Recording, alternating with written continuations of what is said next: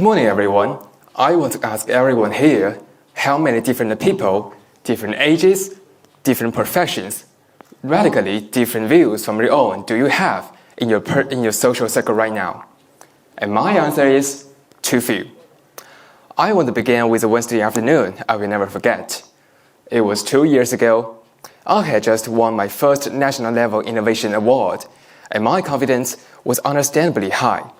I was participating in a business simulation, consulting for a traditional manufacturing company. And my first proposal was to design a pop-up smart cafe in their old factory hall. And my logic was simple. Use this experiential space to showcase our industrial design, attract young designers and engineers, and have them connect with our products. It is the perfect innovation and community connection project. I presented this to my mentor, Mr. Lee, a respected director with 30 years of experience in the company. He listened carefully. When I finished, he asked me only one question. He says, "Wang, how many actual pause orders will your cafe generate?" I was stunned. My reply was a little arrogant. I said, "Mr. Lee, you can't measure this with loss-centric metrics. We're not selling parts, we're selling a brand story and future talent." The proposal was rejected, and I was furious, convinced this was the definitive generational gap. Mr. Lee was stuck on profit, missing the long-term value of connection. It took me 2 years to understand where I went wrong. Mr. Lee's question represented the unbreakable bottom line of survival and 30 years of business accumulating wisdom. I saw technology and form, but he saw cash flow and risk control. What separated us was not age, but two completely separate and non-communicating knowledge systems and points of focus. I failed to translate my brand story into the language of his actual orders, and I failed to connect his past experience to optimize my execution path. From that moment, I realized the true power of connection is not in its volume, but in its ability to reconstruct boundaries. The youngs of today must learn to build this bridge of thought. That is why we need to answer 3 core questions today. First, connecting the past. How do we bridge generational and peer gaps? Second, connecting the present. How do we move from an idea to execution? Third, connecting the future. How do we define our role in society? These 3 core questions are the 3 critical nodes on our growth trajectory. In work and life, we constantly see friction between generations. The young complain about the old being inflexible, and the old question the young for being ungrounded. This conflict between knowledge and 2 variables is the concrete manifestation of the generational gap. This gap isn't just generational. Studies show that people are more inclined to seek affirmation than challenge. As a result, we are only willing to converse with people who are in sync with us, leading to a soft echo chamber and collective blind spots. So, what is the solution?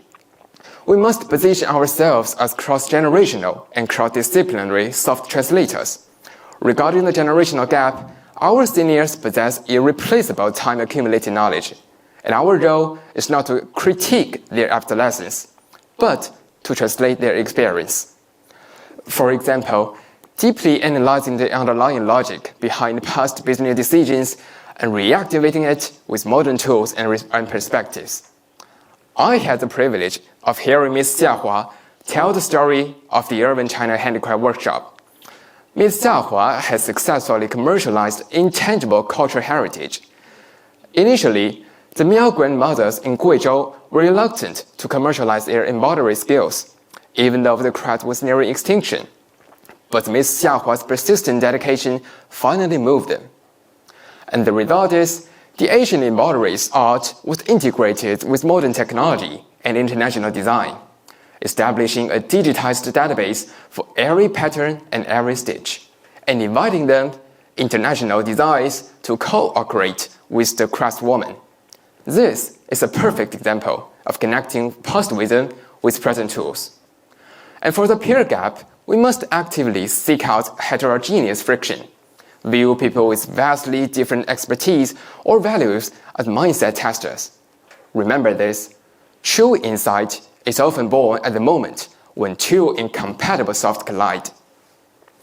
Therefore, to connect the past, to gain depth and breadth of thought, start today by having a deep proposal conversation with the person you are least likely to connect with. Just now, we discussed how to become soft translators, connecting the experience of our seniors with our modern tools. If we typically seek comfort and speed within our own circle, actively spanning generations and circles brings us two crucial strengths. The first, depth. The experience of the older generation is not an outdated doctrine. It is time-tested, underlying logic. When we connect with their wisdom, we lay the solid foundation for our own thinking, avoiding historical mistakes. Second, breadth. Cross-circle dialogue forced us out of familiar echo chambers to encounter views we might instinctively reject. Every friction is a reshaping of thought, and every connection expands the boundaries of our worldview. But depth and breadth are not enough. Grand vision and profound insight remain trapped in the realm of thought. We must return to reality and answer the second crucial question. When we have a good idea, how do we move it from that magnificent idea to tangible execution? And this brings us to the second connection we must discuss, connecting the present. We, the General Z Youngs, are not short on ideas. We lack the translation of 1% inspiration into 99% action. As the saying goes, an idea is worth the dime, execution is the millionaire. The prerequisite for execution is avoiding the trap of walking alone. Many good ideas die because they remain trapped in your personal document, failing to connect with real-world resource nodes. And the solution is connecting resource nodes and iteration system. Remember that innovation is a connected system, not an individual breakthrough. And resource nodes are threefold.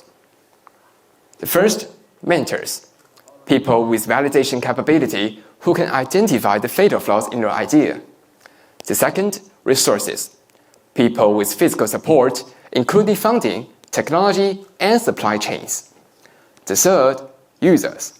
People with final authority. We must view our idea as a rapid prototype, not a perfect final product. Market feedback is the most immediate and most honest. The iteration system emphasizes the mindset of taking small steps and adjusting promptly. Based on immediate market feedback, we must dramatically adjust the system to complete the iteration. Innovation is the sum of idea, resource connection, and rapid iteration. An accidental participation in a commercial simulation competition during high school led me to discover the blue ocean of quality education. I founded TEDxTCA, a local quality education brand in Tianjin. We built brand awareness through a cyclical promotional strategy, developing campus KOLs, establishing a new media metrics, and hosting promotional events. Next, I secured a long-term strategic partnership with a national leader in quality educational for technical support. Most critically, we maintained very close contact with every customer, sincerely listening to feedback and implementing changes promptly. By continuously listening to user feedback and connecting external technical support, I successfully transformed a rough initial idea into a market valuable product and scaled it up. Up to now, TEDxTCA covers 119 schools nationwide, with over 10,000 members in the Tianjin community and single event participation exceeding 300, a truly leading brand in the sector. We have established that today's business environment is not just a place for competition. It is the most realistic, most brutal testing ground for innovation blueprints. By connecting with those three critical resource nodes, our senior mentors, venture capital, and real market feedback, we gain two crucial strengths. First, efficiency. We learn to avoid the slow, costly errors caused by isolated decision-making. We transformed endless internal debate into rapid external action. Using connection instead of stubbornness of grace shorten the innovation cycle. Second, momentum. A good idea only gains continuous thrust when attached to an external resource system. These connections inject the fuel needed to push our startups or departmental innovations from concept verification to mass market, creating the powerful momentum required for commercial expansion. We gained deep insight by connecting the past, and commercial momentum by connecting the present. But we must answer the ultimate question. Where does the final value of the wealth and speed we create ultimately point? We must connect our actions with our social responsibility, and this leads us to our final question. As a new generation of leaders and innovators, how do we define and fulfill our role in society? This brings us to the third connection, connecting the future. In a rapidly changing era, we easily fall into the narrow trap of individual success. We work hard, achieve financial freedom, and pursue personal happiness. And there is nothing wrong with this, but we often feel lost. What does my effort mean to society? Are we passively accepting the role society assigns us, or are we actively shaping the society we wish to live in? What does my effort mean to society? Defining this future role lies in our ability to connect our personal career with the collective well-being. Now, please ask yourself one question. How can my work generate a positive, measurable social impact that extends beyond my professional domain? This is the spillover efforts mindset. Whatever your future profession, a programmer, a designer, or a financial analyst, your professional skill should be the bridge to your social responsibility. A programmer connects with algorithm, but they must focus on the impact of algorithmic fairness on vulnerable groups.